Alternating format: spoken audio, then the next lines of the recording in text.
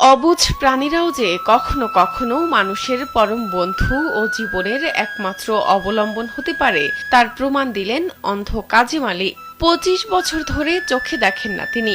এতগুলো বছর ধরে অবলা গরুই তার একমাত্র ভরসা। গরুর পিঠে হাত রাখতেই গরু হাঁটতে শুরু করে, নিয়ে যায় মাঠে।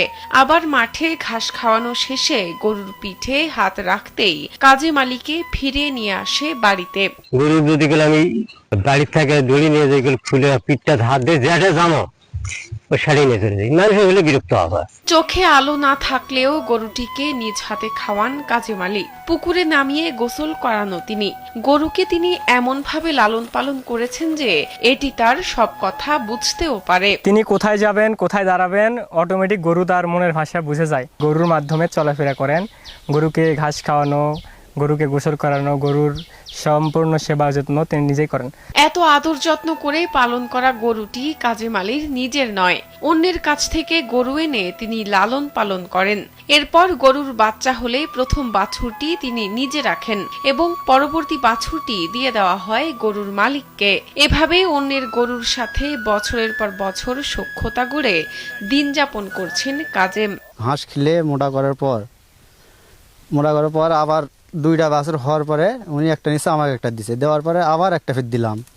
ওটা আবার ফের উনি একটা বাছুর নেওয়ার পরে আমার একটা দেওয়ার পরে গাড়িটা আবার ঘুরে দিছে, দেওয়ার পরে আবার অন্যজনের নিচে।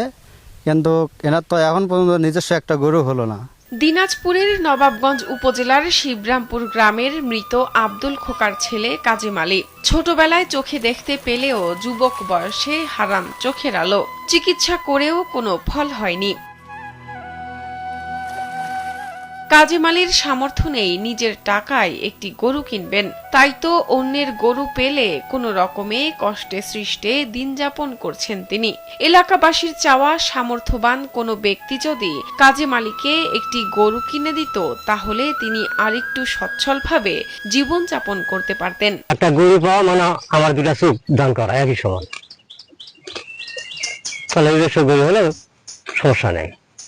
আবার আমার সম্পদ থাকলো তো নিজের একটা কিনেই পারলো, তো যদি 4টা বিয়ান দিবি, এতে 4টা বাচ্চা দিবি। আমার 2টা দিবি, আমার 2টা।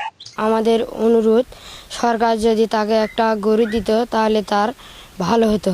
কাজী মালির ঘটনাটি শুনে নবাবগঞ্জ উপজেলা প্রাণী সম্পদ কর্মকর্তা ডাক্তার মোহাম্মদ আসাদুজ্জামান বলেন, প্রাণী মানুষের কত ঘনিষ্ঠ বন্ধু হতে পারে এটি তারই প্রমাণ। সাধারণত আমরা জানি যে কুকুরকে গাইড ডগ হিসেবে ব্যবহার করা হয়, কিন্তু আমাদের গ্রামীণ বাস্তবতায় গরুও তার কাছের প্রাণী হয়। এই ব্যতিক্রমী বন্ধন